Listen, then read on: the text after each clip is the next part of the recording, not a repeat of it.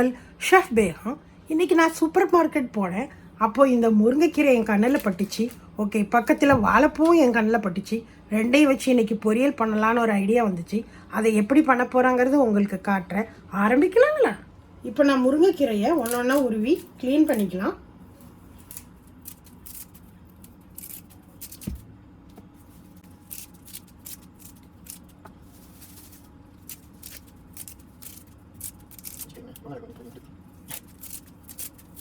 இப்போ நான் எல்லா கீரையும் இந்த மாதிரி உருத்தி எடுத்துட்டேன். இதை நல்லா தண்ணியில் கழுவி எடுத்துக்கலாம்.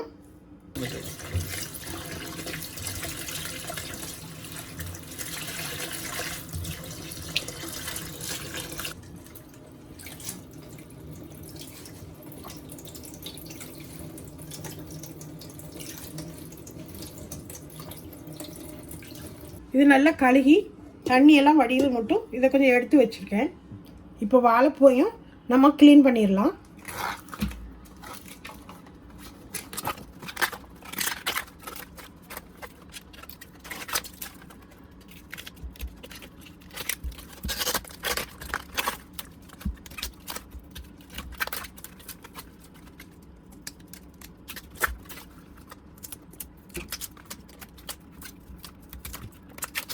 இப்போ நான் வாழைப்பூவில் இலையெல்லாம் பிரித்து எடுத்துகிட்டு இப்போ இந்த நடுப்பகுதியை எடுத்துகிட்டு அதை எப்படி கட் பண்ணுறேன் பாருங்கள்.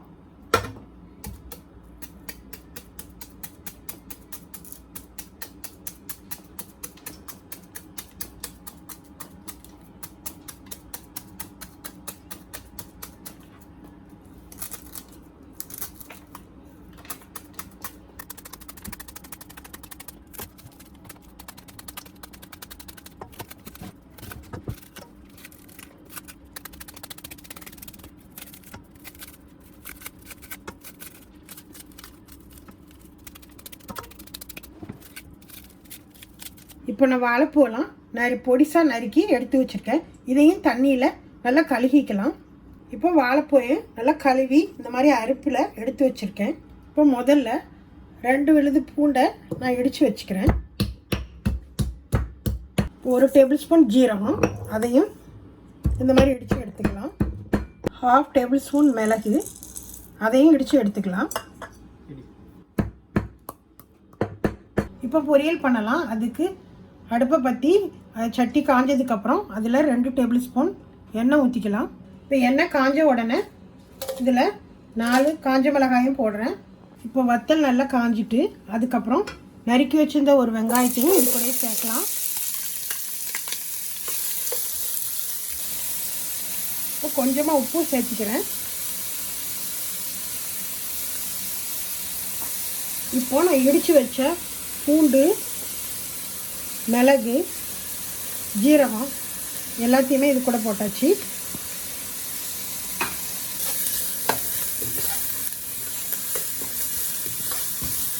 இப்போது வெங்காயம், பூண்டு, ஜீரகம், மிளகு எல்லாம் கொஞ்சம் வதங்கி வாசனையாக இருக்குது. அப்போ அது கூடவே இந்த கழுவி வச்சுருந்த வாழைப்பூவையும் சேர்த்துக்கலாம்.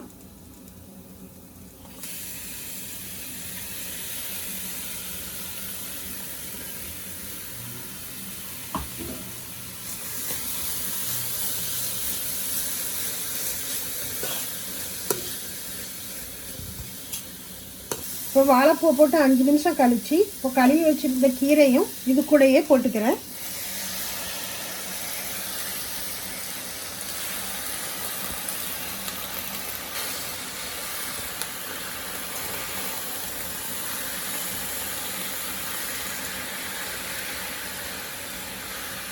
இப்போ கீரை வேகிறதுக்கு மூடியை போட்டு மூடிக்கலாம்.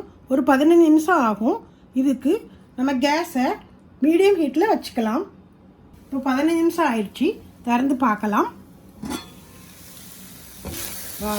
நல்ல மணமாக இருக்குது. இதுக்கு தண்ணி எதுவும் தேவையில்லை. இதிலையே அப்படி கீரை வெந்துடும். இந்த எண்ணெயிலேயே அப்படி கீரை வெந்துடும். இப்போ நான் திருவி வச்சுருந்த 1 கப் தேங்காய் பூயும் இது கூடயே போட்டுக்கலாம்.